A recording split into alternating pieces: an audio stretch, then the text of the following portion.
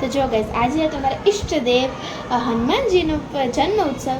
તો જો અમે પણ ઘરે કરી હતી પૂજા. તો જો ગાઈઝ હું છે ને અહીંયા હનુમાનજી દાદાનો ફોટો મૂકી દીધો મેં, અને હવે મૂકું છું એમની નાની અમથી મૂર્તિ. તો તમે લોકો પણ દર્શન કરી દો, અને તમે લોકો મને કમેન્ટમાં કહી દો જય શ્રી રામ. અને જો ગાઈઝ હવે હું કરતી હતી અહીંયા રાખતી હતી દીવો, અને તમે લોકો પણ દર્શન કરી લો. શ્રી રામ જય રામ જય જય રામ, શ્રી રામ જય રામ જય જય રામ.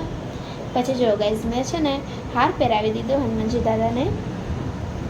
શ્રી રામ જય રામ જય જય રામ, શ્રી રામ જય રામ જય જય રામ. પછી જો ગાઈઝ હું કરતી હતી ચાંદલો, નાની એમથી મૂર્તિને પણ અને ફોટાને પણ.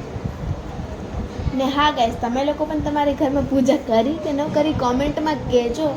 અને હા ગાઈઝ જો શ્રી રામ જય રામ જય જય રામ, શ્રી રામ જય રામ જય જય રામ, શ્રી રામ જય રામ જય જય રામ. પછી મેં અર્પિત કરી દીધા ફૂલ હનુમાનજી દાદાને.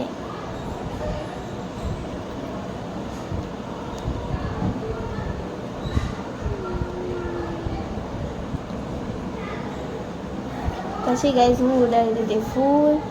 ને ગાઈઝ તમે લોકો પણ કહેજો જરાક જય શ્રી રામ.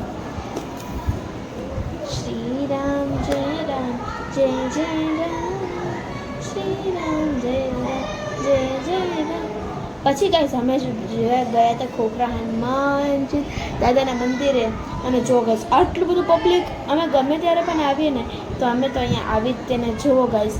અહીંયા ખુદ કંકેશ્વરી માં એટલે મહામંડલેશ્વર એ પ્રસાદી વેચતા હતા, તો મેં પણ લઈ લીધી.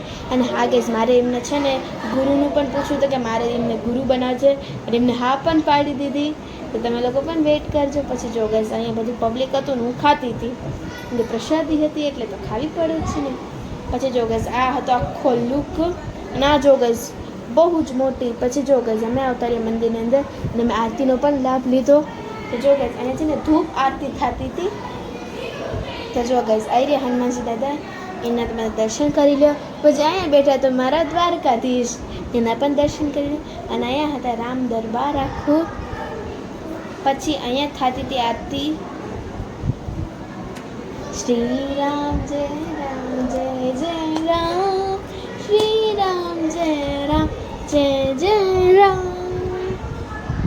આખી આરતી થતી હતી, મેં બધા લાભ લીધો. અને હા ગાઈઝ એટલી મને શાંતિ મળે ને જ્યારે હું